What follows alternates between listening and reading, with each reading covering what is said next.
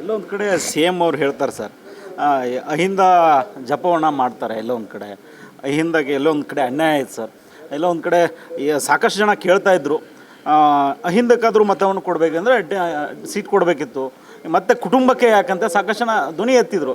ಅಹಿಂದ ಎಲ್ರಿ ಐತೆ? ಅಹಿಂದ ಅಂದ್ರೆ ಏನ್ರಿ? ಅಹಿಂದಾಗ ಏನ್ರಿ ಮಾಡಿದ್ರು ಇವರು? ಅಹಿಂದದಿಂದಾನೇ ತಾನೇ ಇವರು ಬಂದಿದ್ದು. ಅಹಿಂದ ಅಂತೇಳಿ ಹಾಂ, ಏನಾಯ್ತು ಕಾಂತರಾಜ್ ವರದಿ? ಇವತ್ತು ದಲಿತರನ್ನ ಹೊಡೆದು ಬಿಟ್ರಲ್ರಿ ನೀವು. ಎಡಗೈ ಬಲಗೈ ಅಂತೇಳಿ ಹೊಡೆದಾಟಕ್ಕೆ ಹಚ್ಚಿಬಿಟ್ರಲ್ರಿ. ಪಾಪ ಲಮಾಣಿಯವ್ರು ಎಂದೂ ಬೀಚಿಗೆ ಬಂದವರಲ್ಲ, ಗೌರ್ಬಾಯಿ ಅಂತೇಳಿ ಮನೆಗಿದ್ದವ್ರು, ಅವರನ್ನು ನೀವು ರಸ್ತೆಗೆ ತಂದುಬಿಟ್ರಲ್ರಿ. ಯಾಕ್ರಿ ಬೇಕಾಗಿತ್ತಿದು? ಇದನ್ನು ಕೂತು ನೀವು ಸರಿಪಡಿಸೋಕ್ಕಾಗ್ತಿರ್ಲಿಲ್ಲ. ಎಡಗೈ ಬಲಗೈ ಎಲ್ಲ ನಾಯಕರಿಗೆ ಕರೆದು, ಬೋಯಿ ಸಮಾಜದವ್ರಿಗೆ ಕರೆದು, ನೋಡಪ್ಪ ಇಷ್ಟು ಪರ್ಸೆಂಟ್ ಇದೆ,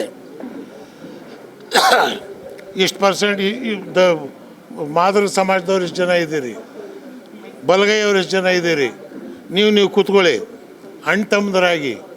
ಒಂದು 5 ವರ್ಷಕ್ಕೆ ಇದನ್ನು ನಾವು ಮಾಡ್ತೀವಿ, ಅಟ್ಲೀಸ್ಟ್ 5 ಇಯರ್ಸಿಗೆ. ಮುಂದೆ 5 ವರ್ಷ ಆದಮೇಲೆ ನಾವು ನೋಡೋಣ. ಆ ಸಮಾಧಾನ ಹೇಳೋ ಅಂಥ ಇದಿಲ್ಲ ನಿಮಗೆ.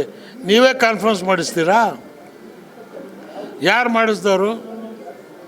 ಅದೇನೋ ಈ ಸಲ ಫಸ್ಟ್ ಟೈಮು ಮಾದರಿ ಸಮಾಜದವ್ರು ಯಾವತ್ತೂ ಬಾಯಿ ಬಿಟ್ಟವ್ರಲ್ಲ. ಅವರಿಗೂ ಪಾಪ 70 ವರ್ಷ ನೋಡಿ ನೋಡಿ ನೋಡಿ ಈಗ ಅವ್ರು ಬಾಯಿ ಬಿಟ್ಟಿದ್ದಾರೆ. ಬಿಟ್ಟ ತಕ್ಷಣಕ್ಕೆ ಅವ್ರಿಗೆ ಕರೆದುಬಿಟ್ಟು, ಇಲ್ಲಪ್ಪ ಏಯ್ ಬರ್ರಿ ಇಲ್ಲಿ ಮಾದೇವಪ್ಪ ನೀನು ಬಾ, ಖರ್ಗೆಯವ್ರ ಮನೆಯಲ್ಲೇ ಮೀಟಿಂಗ್ ಮಾಡಿ ಇವರೆಲ್ಲರೂ ಒಂದು ಮಾಡ್ಬೋದಾಗಿತ್ತಲ್ಲ.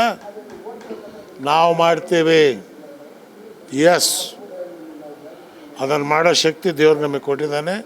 ಹುಬ್ಬಳ್ಳಿ ಈದ್ಗಾ ಮೈದಾನ ಪರಿಹಾರ ಮಾಡಿದವನು ನಾನು. ಸುಡ್ತಾ ಇತ್ತದು.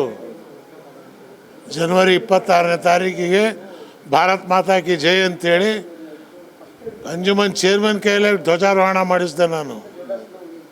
10 ವರ್ಷದಿಂದ 20 ಮಕ್ಕಳು ಸತ್ತಿದ್ರಲ್ಲಿ. ಶಾಂತಿ ತರ್ತಕ್ಕಂಥ ಸಮಾಜದಲ್ಲಿ ಆ ಕೆಲಸ ರಾಜಕಾರಣಿ ಮಾಡಬೇಕು. ಸಮಾಜಗಳನ್ನು ಹೊಡಿತಕ್ಕಂಥ ಕೆಲಸ ಮಾಡಬಾರ್ದು. ನೀವು ಸಣ್ಣ ಆಗಬೇಕಲ್ವಾ? ಅದು ಒಂದು ಉತ್ತಮ ಆಹಾರದಿಂದ ಸಣ್ಣ ಆಗಬೇಕಲ್ವಾ? ಪ್ರತಿದಿನ ನಮ್ಮ ಜೀನಿ ಸ್ಲಿಮ್ನ ಯೂಸ್ ಮಾಡಿ ಯಾವುದೇ ಸೈಡ್ ಎಫೆಕ್ಟ್ ಇಲ್ದಂಗೆ ನೀವು ಸಣ್ಣ ಆಗ್ತೀರಾ.